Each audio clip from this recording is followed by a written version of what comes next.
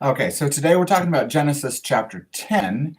And in Genesis chapter 10, it's genealogies. So we get to see the unfolding of the lives of and the heritage of Ham, Shem, and Japheth. And to really understand Genesis 10, you have to look at the last part of Genesis 9. There's this important piece of prophetic word that Noah speaks. So Noah has just gotten off the ark. He's building a life for himself, his family, everything is going well. And then verse 20, we see this event that happens with Noah that is shameful, absolutely, and really dialogues the fact that man is not righteous. And so here's what we see, right? Verse 20 says, Noah began farming and planted a vineyard. And he drank of the wine from the vineyard, right? His own vineyard. He drank of the wine and became drunk and uncovered himself inside his tent. So here's Noah passed out, drunk, naked in the tent. And Ham, the father of Canaan, saw the nakedness of his father and told his two brothers outside. But Shem and Japheth, all right, so Ham sees this, and this is kind of considered taboo here. This is considered an invasion of privacy. Whatever you want to do, Noah is offended by this, and we're going to see that in just a second. Shem and Japheth, the other two sons, actually take a garment, they put it over their shoulders, they walk backwards in to the tent so they can cover up their dad without actually looking at him, without seeing his nakedness, which is really a reflection of the first part of Genesis 1. Genesis 1 and 2, when we see that Adam and Eve are naked in the garden and they're not ashamed, here's where we can really see the degradation of the souls of humanity in this short amount of time. By the time we get to Noah, that nakedness is no longer, because of sin, right? That nakedness is no longer an innocent thing. It's actually a point of shame. And so Noah, when he wakes up, he recognizes that Ham has entered into this shame spot. And Japheth and Shem, they have not.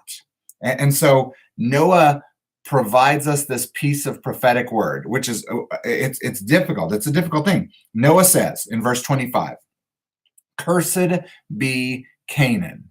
All right, that's my son's son. That's my grandson. Cursed be Canaan, a servant of servants he shall be to his brothers. Noah also said, "Blessed be the Lord, the God of Shem, and let Canaan be his servant. May God enlarge Japheth, and let him dwell in the tents of Shem, and let Canaan be his servant as well." All right, so he's cursed his son. Noah is just actually recognizing the curse because of the lack of innocence in Ham. Okay, that's this prophetic word. He says Canaan will suffer because of Ham, and Ham will suffer as well. Whereas the other two brothers, I'm going to bless them because they did what was right. They tried to stay away from this lack of innocence. All of this is a result of sin. We recognize all of this is this is a horrible thing that is happening as we see the souls of man really crumbling inside of us. And then we get to chapter 10. And chapter 10 is going to talk about the three sons and their descendants. All right, so the first one it's going to talk about is in verse 2, it says, the sons of Japheth were Gomer and Magog and Madai and Javan and Tubal and Meshach and Tyrus and so on and so on and so on, all the way through verse 5. So we see those descendants. Next thing that happens is we're going to talk about in verse 6, we're going to talk about the sons of Ham. And I want to go back to that here in just a second because it goes through, it dialogues about Ham. His sons were Cush and Mizraim and Put and Canaan. All right. And we'll go on. And actually, verse 15, it expands on Canaan. Who are Canaan's sons? Canaan became the father of Sidon, firstborn Heth. And look at these names, actually. Canaan had Sidon and Heth and Jebusite and Amorite and the Girgashite and the Hivite and the Archite and the Sinite, all names that we recognize. All right, we'll talk about them, like I said, in just a second. The last one he talks about is in verse 21. 21 talks about Shem. And that is, by the way, going to be expanded even further later on in chapter 11. Okay, so chapter 11 is going to open up again that heritage and the descendants of Shem. Shem is going to be in the line, one of his greats is going to be Abraham. And therefore, we're going to keep on going. It's going to get to David. It's going to keep on going. It's going to get to Jesus, right? So that's why that lineage is there. That's the result of an innocence that that he really forces himself to have. I'm not going to look on this nakedness. I'm going to preserve innocence. He's blessed by his father, and that blessing is actually going to be carried out by God all the way through to the end. Now, don't get me wrong. This is not God saying, hey, Noah, what you did was correct. There in verse 9, you get drunk and you pass out and you're naked. No, that's not God ordaining that. That's God actually saying, I love this choice toward innocence. This is a beautiful decision, a beautiful move that you've made. All right. So that's the blessing of Shem. But like I said, we want to talk about Ham and his kids, and especially Canaan. So that's chapter 10. Chapter 11, of course, we see the unfolding a little bit more of that. In chapter 12, we're going to see Abraham. And Abraham is actually called to go and possess a brand new land, a land flowing with milk and honey, a land that is the promised land. And the Hebrew people will be given this promised land. Abraham's descendants will be given this promised land.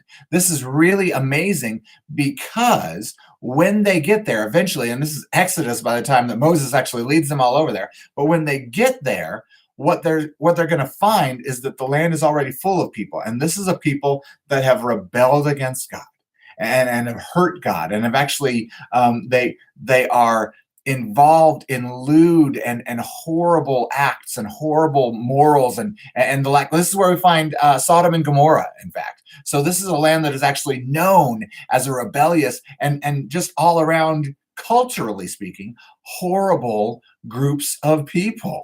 All right. And what we find is that they walk into the land that is called the Canaan land, the Canaanite land. So here we see all the way down in Exodus, we're going to see the fulfillment of this prophetic word of Noah back in chapter 9 of Genesis, where he says Canaan will be cursed. Canaan will be a cursed person, a cursed nation, a cursed land. And sure enough, that's the case, right? All of this is all contingent on what Canaan's dad, Ham, has done, right? And so you see this generational sin really beginning already to take root right after the flood. Right after the flood, we see the effects of sin as it plays out. And that's why Genesis chapter 10 goes through all of this talk, all of this discussion about the genealogies, because it wants you to get a real grasp. You and me, we have the ability now to look back on history. And so again, when we look at this heritage that Canaan has brought, Canaan became the father of Sidon, right? That's cool. Sidon, his firstborn, is Heth.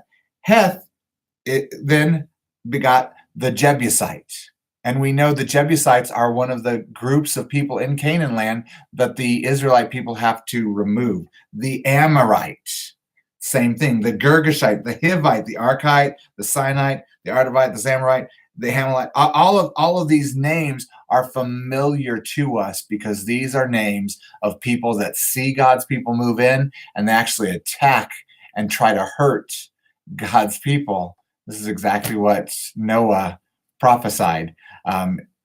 Even he recognized the effects of sin. And I don't get the sense back in chapter 9, I don't get the sense that Noah said that as a way of saying, well, I don't like the fact that you've done this. I get the sense that Noah said this as a fact of saying, we've just seen the results of what happens when God's people rebel utterly against God. And now here my kids are doing the same thing. And so this is a point of shame for Noah as well. It's a difficult thing, but he's recognizing that sin is going to tear his kids apart. And that's Genesis chapter 10. That's the main concept of Genesis chapter 10. Hope you enjoy. Have a great day.